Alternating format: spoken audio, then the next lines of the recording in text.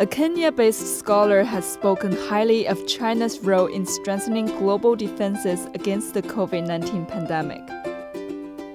By mid-December 2022, China had provided anti-epidemic materials to 153 countries and 50 international organizations, sent medical expert groups to 34 countries, shared epidemic response knowledge with more than 180 countries and international organizations, and offered over 2.2 billion doses of COVID-19 vaccines to more than 120 countries and international organizations.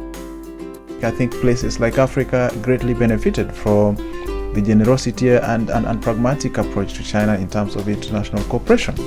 When many of the developed world were looking inward and cutting off developing countries from their industrial value chains, China was opening up to the world and sending tons and tons of materials to help other countries battle the pandemic.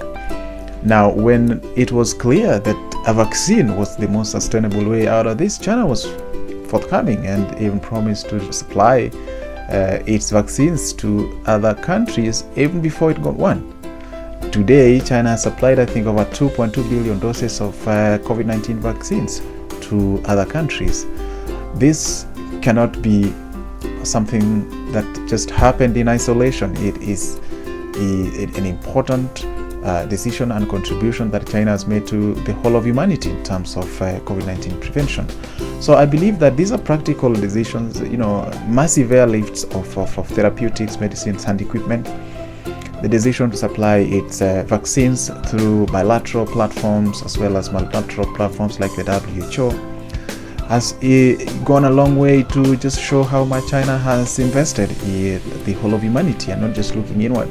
So I think that when the history of COVID-19 response will finally be written, China will have a large chunk of it in terms of how it made the rest of the world feel secure, the rest of the world feel in partnership with China in terms of fighting this pandemic.